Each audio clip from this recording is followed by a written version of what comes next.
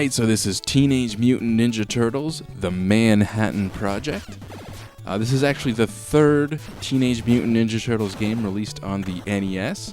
It came out in Japan first, December of 1991, and to North America in February of 1992. This game is very similar to Teenage Mutant Ninja Turtles 2, the arcade game, except that this game is not based off of an arcade game. This game here was made specifically for the NES, and it was exclusive to the NES. Now, this is a game that I remember back in the day. I owned Teenage Mutant Ninja Turtles 2, the arcade game, and I always loved that game. And this one came out a little bit later, but I do remember renting it. And this is basically the second time I played it since renting it. If you played Teenage Mutant Ninja Turtles 2, the arcade game, you pretty much know what to expect, but there are some pleasant changes. For one, you have more moves. There's more special moves you can do. You can change your turtles now when you die. So every time that you die or you lose a life, you can change the turtle. You share lives across all turtles, so it's not like the first one, which I kind of thought it was going to be like, but you share your lives, but you can just switch turtles. There's also some technical tweaks. I think the graphics are definitely much better than Teenage Mutant Ninja Turtles 2. Also in Teenage Mutant Ninja Turtles 2, if you guys remember, there was a lot of sprite flicker. When you got a few enemies on the screen at a time, everything started to flicker and turn transparent. It got really glitchy looking. In this one, they've managed to get a lot more enemies on the screen at a time, so you can have a lot more enemies coming at you. There's a lot less flicker. Granted, there is some slowdown. In some parts, there's actually quite a bit of slowdown, but there's more enemies on the screen and there's less flicker, so it's definitely a good compromise.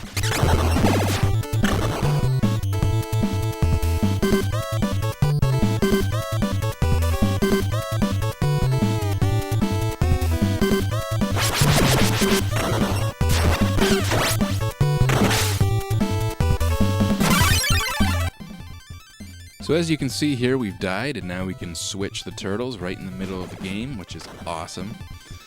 Donatello, of course, with the bow staff, has a longer reach.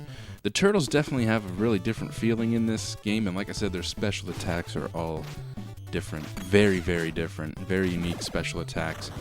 Leonardo, for example, as you may have saw, spun around on the spot, so he would attack enemies in all directions if you got, surrounded.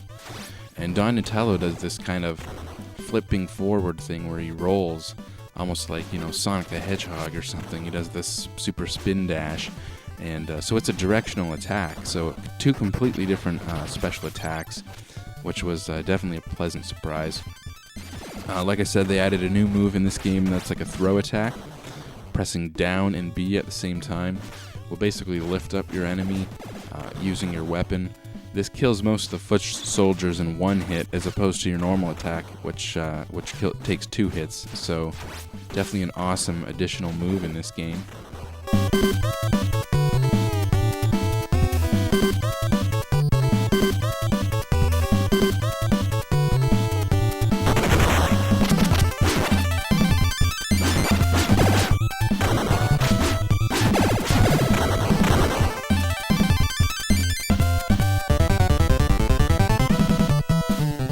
So as you've heard, the music is definitely pretty kick-ass in this game.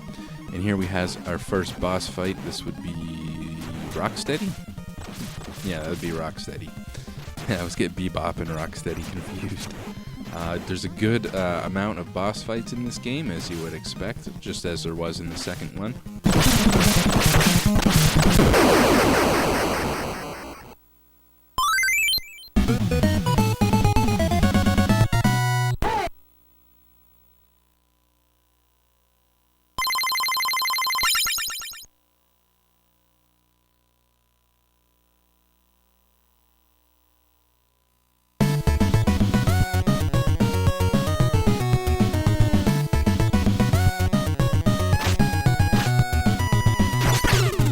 There's also a good amount of level variety, as you can see here. I mean, now we're on surfing level, very similar to Teenage Mutant Ninja Turtles, Turtles in Time on the Super Nintendo, and I guess Hyperstone was it called Hyperstone Heist on the Sega Genesis, which came out around the same time, right? I mean, 91, 92.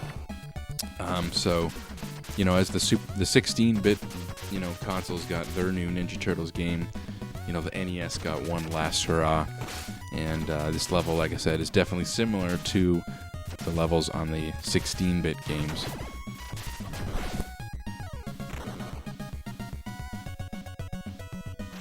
This level does a really good example of the extra enemies on screen that I was talking about.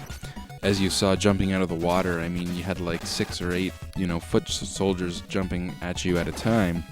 And now you have, 3 foot soldiers that you're trying to fight, and you got like 3 or 4 of these little droid things coming at you. So there's definitely a lot more enemies on screen at a time. Way more than Ninja Turtles 2, the arcade game on the NES, could have pulled off.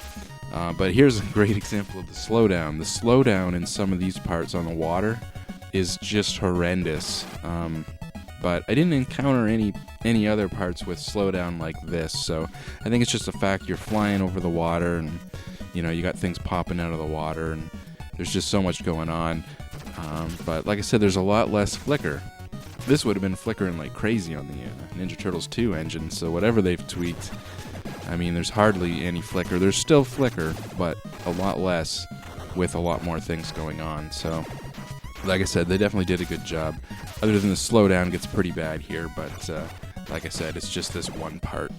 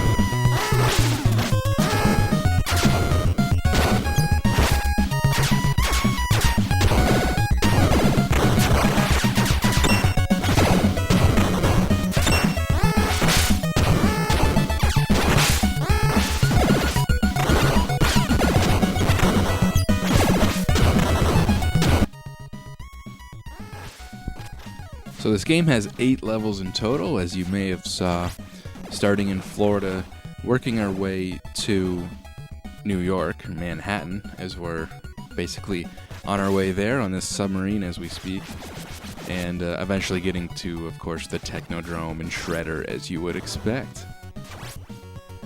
This game is definitely highly recommended. I mean, if you like Ninja Turtles 2, the arcade game, on the NES, this is basically that tweaked with a lot of bonuses and, extra moves and being able to change the turtles and, more stuff on screen. This is definitely a better game, in my opinion, in every possible way. Other than the fact, of course, nostalgic. This wasn't an arcade game, and, I remember, of course, even playing Ninja Turtles in the arcade game, and that was pretty amazing. So, getting the NES version was pretty cool at the time.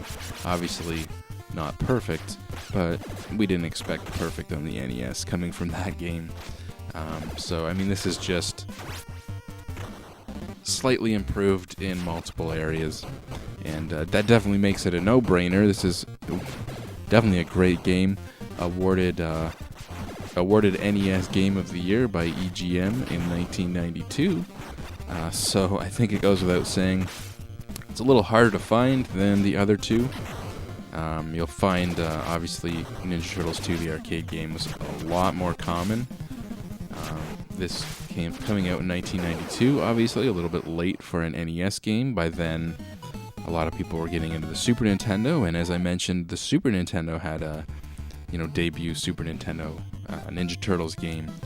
Obviously, Turtles in Time. So, yeah, this one's a lot less common, harder to find. But it's still not too expensive, and it's definitely worth it, because it's, definitely a great game for the NES. And great game if you're a Ninja Turtles fan, that's for sure.